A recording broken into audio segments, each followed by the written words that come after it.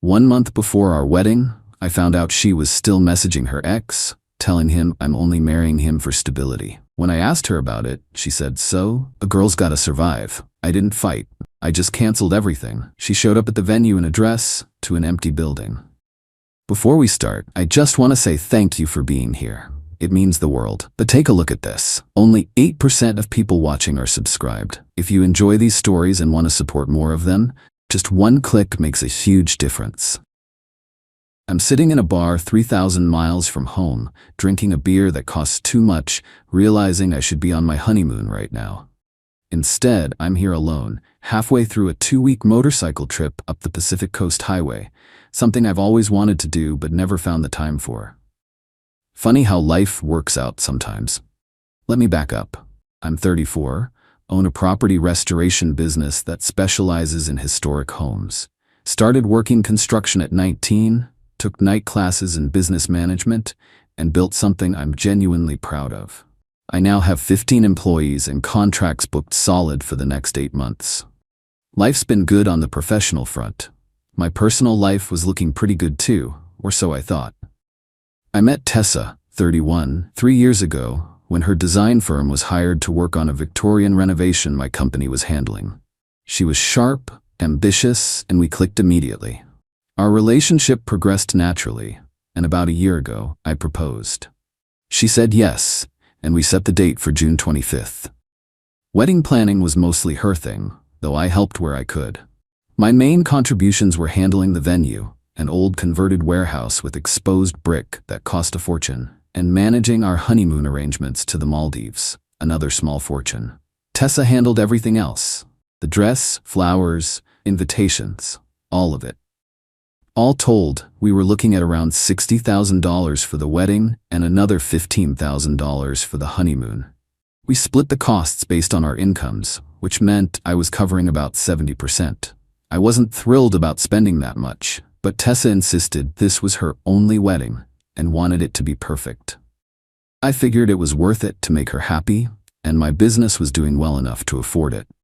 4 weeks before the wedding, I was using Tessa's laptop to order a surprise gift for her, a custom piece of jewelry to wear on our wedding day.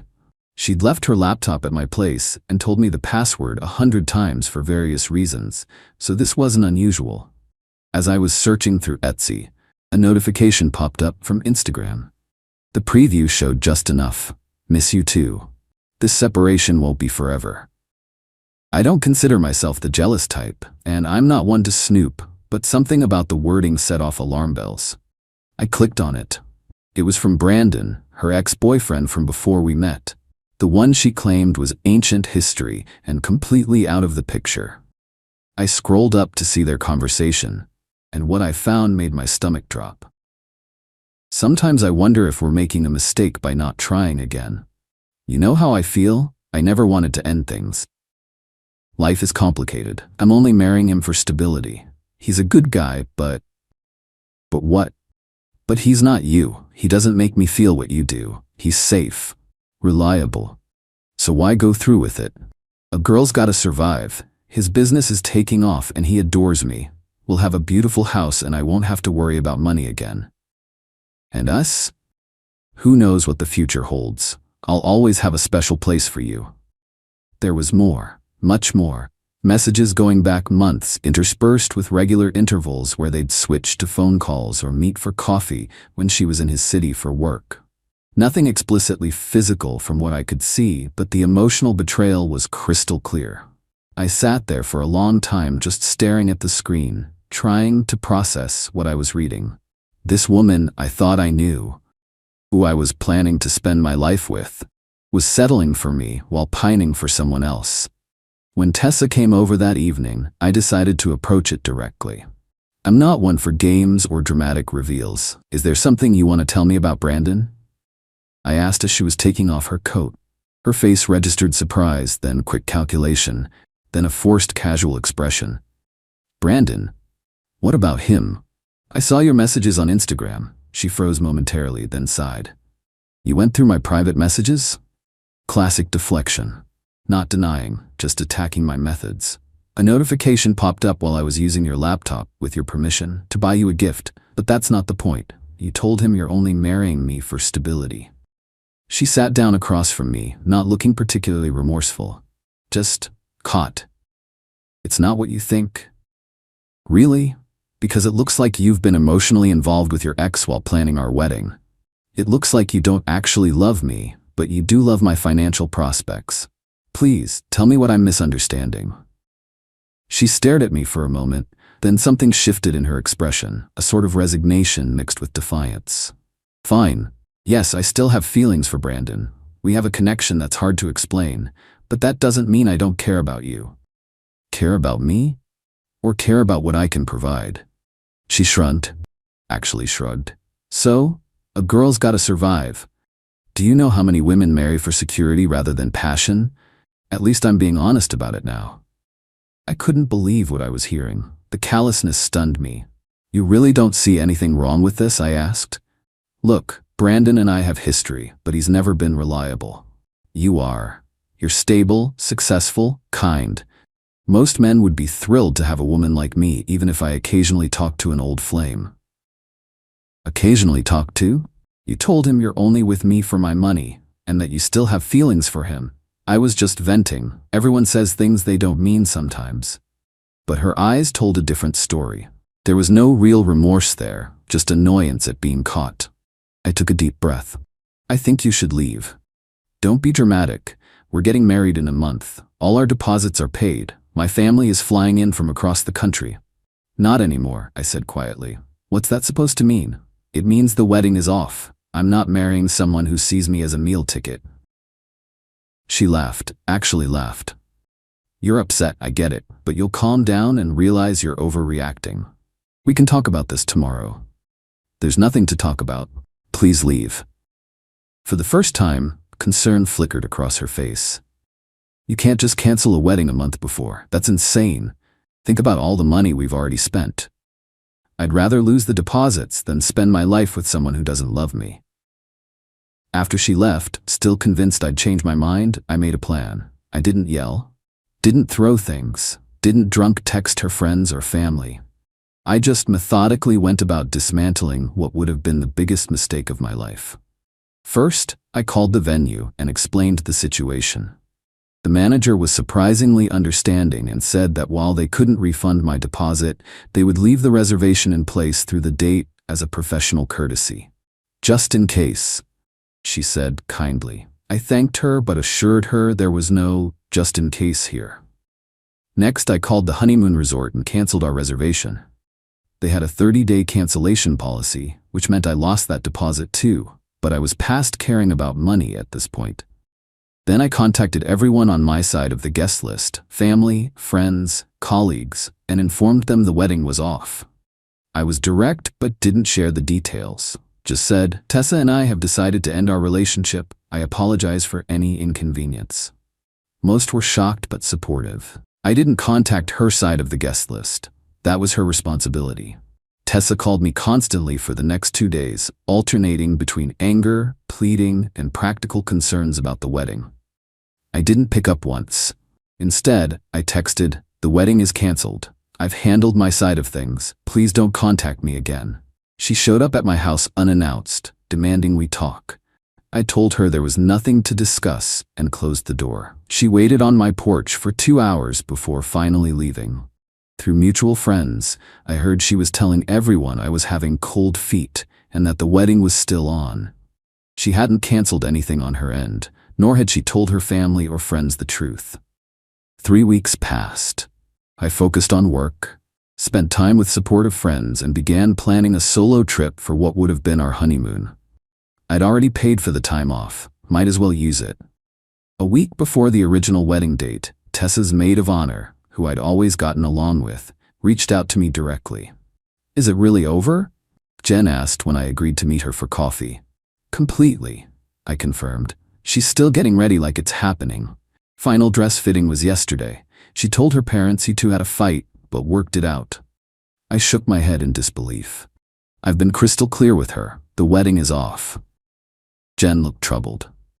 The thing is, I've known Tessa since college. This isn't the first time She trailed off. The first time she's what?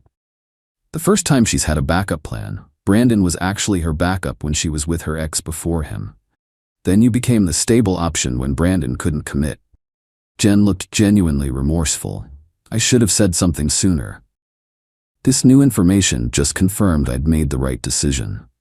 I thanked Jen for her honesty and asked one favor. Don't tell her about this conversation. Let her learn the hard way. Jen agreed, though she looked conflicted. The day of the wedding arrived. I was already on the road, my motorcycle packed for a 2-week coastal journey. But through the friend grapevine, I got the full story of what happened at the venue.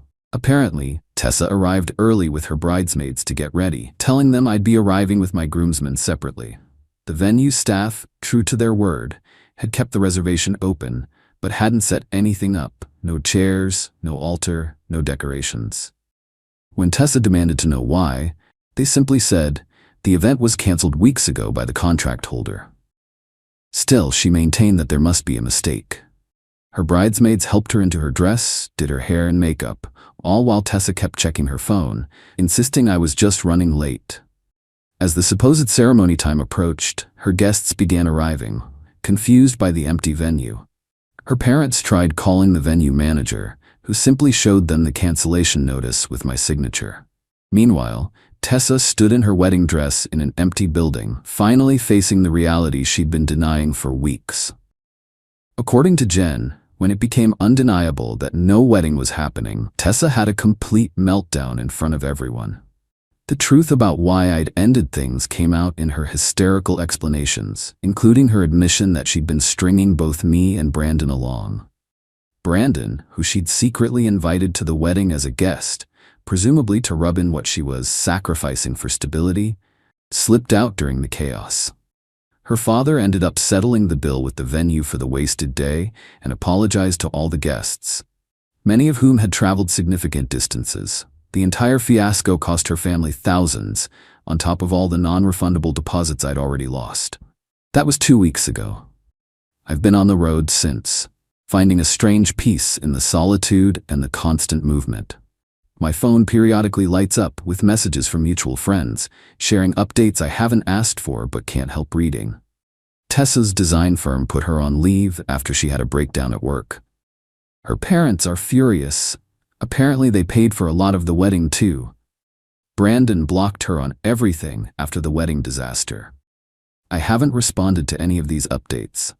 What's done is done. I lost money, sure, but I saved myself from a marriage built on lies. Some lessons are expensive. Tonight, I'm watching the sunset from a cliffside bar in California, thousands of miles from what was supposed to be the start of my married life. Tomorrow, I'll continue up the coast, just me and the road and the knowledge that sometimes the most painful decisions lead to the greatest freedom. Sometimes the best revenge isn't anything elaborate. It's just the simple truth finally having its day. Update. Thanks for all the support and awards. It's been 3 months since the non-wedding, and thought I'd share where things stand now. For those asking about legal consequences, there weren't any.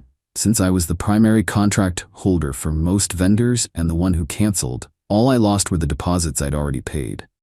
Expensive lesson, but legally straightforward. A few people criticized me for not telling her family directly. Yes, maybe that would have been the mature thing to do, but honestly, she's an adult.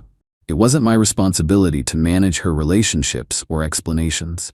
She had 3 weeks to come clean, and she chose not to. The business is doing great, just landed our biggest contract yet, restoring a historical theater downtown. Nothing helps you focus on work like needing a distraction from personal chaos. As for Tessa, I've heard she moved back in with her parents temporarily and is finding herself through intensive therapy. According to Jen, who I still get coffee with occasionally, Tessa's therapist helped her recognize a pattern of seeking validation from multiple men and fear of genuine commitment. Maybe she'll grow from this, not my concern anymore. Brandon apparently reconnected with his college girlfriend and they're now engaged. Bullet dodged all around, it seems. Me? I've decided to take a serious break from dating. Recently bought that motorcycle I rented for my trip and have been exploring weekend routes around my state. Also started volunteering, teaching construction skills to at-risk youth on Saturdays. Something I'd always wanted to do but never had time for while planning a wedding with someone who didn't really want me.